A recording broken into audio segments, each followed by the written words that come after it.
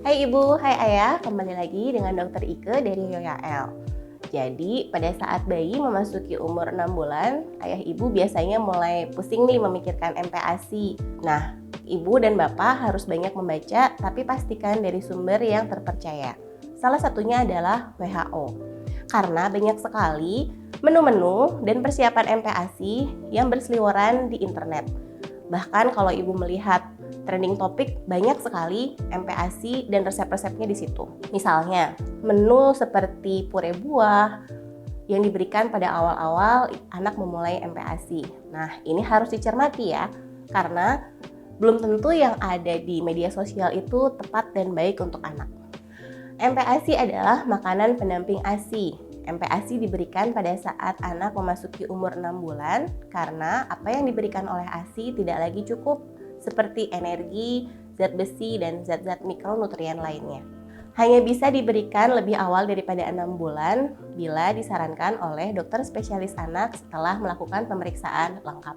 Oke, jadi menurut WHO, prinsip pemberian MPASI ada 4. Yang pertama adalah timely, diberikan secara tepat waktu. Seperti yang sudah kita bahas sebelumnya, MPASI diberikan pada saat bayi berusia 6 bulan.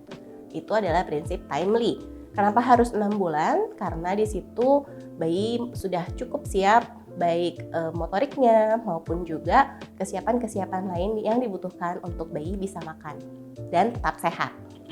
Lalu prinsip yang kedua adalah adekuat.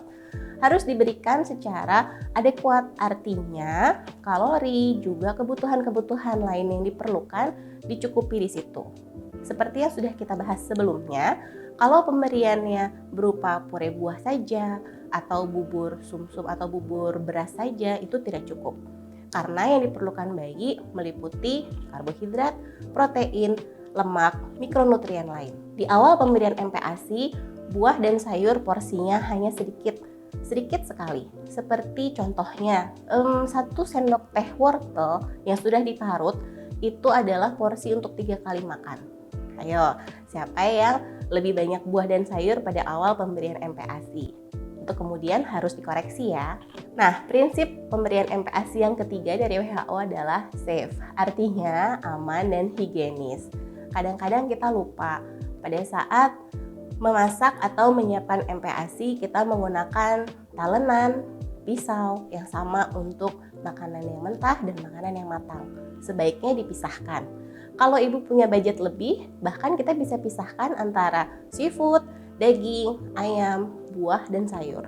Tapi kembali lagi, sebaiknya minimal kita punya 2, yang matang dan yang mentah kita pisahkan. Lalu jangan lupa untuk penyimpanan bahan MPASI. Bahan MPASI itu tidak harus mahal ya ibu dan bapak.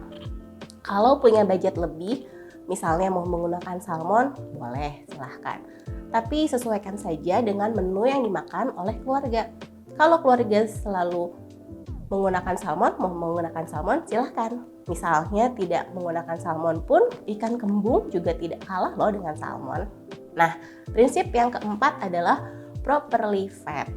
Ini juga kadang-kadang ada yang hits di antara ibu-ibu seperti baby led weaning atau BLW ya. Nah, prinsip BLW itu sebetulnya baik karena kita memberi kesempatan anak untuk mengenal makanannya sendiri. Tapi banyak juga kontroversi mengenai pemberian makan secara BLW. WHO menyarankan pemberian makanan yang properly fed atau responsive feeding. Jadi kita memberikan makan sambil melihat respon bayi. Karena makan itu kan sebetulnya kegiatan yang kompleks ya.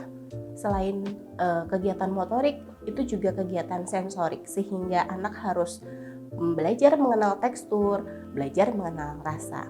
Sehingga penting sekali untuk kita melihat respons bayi terhadap makanan yang kita berikan, supaya suasana makan tetap senang, menyenangkan, ceria, dan tidak memaksa. Begitu ibu-ibu sekalian, 4 prinsip pemberian makanan pendamping ASI dari WHO. Sekian informasi mengenai pemberian MPASI. Saya Dr. Ike dari YOYAL.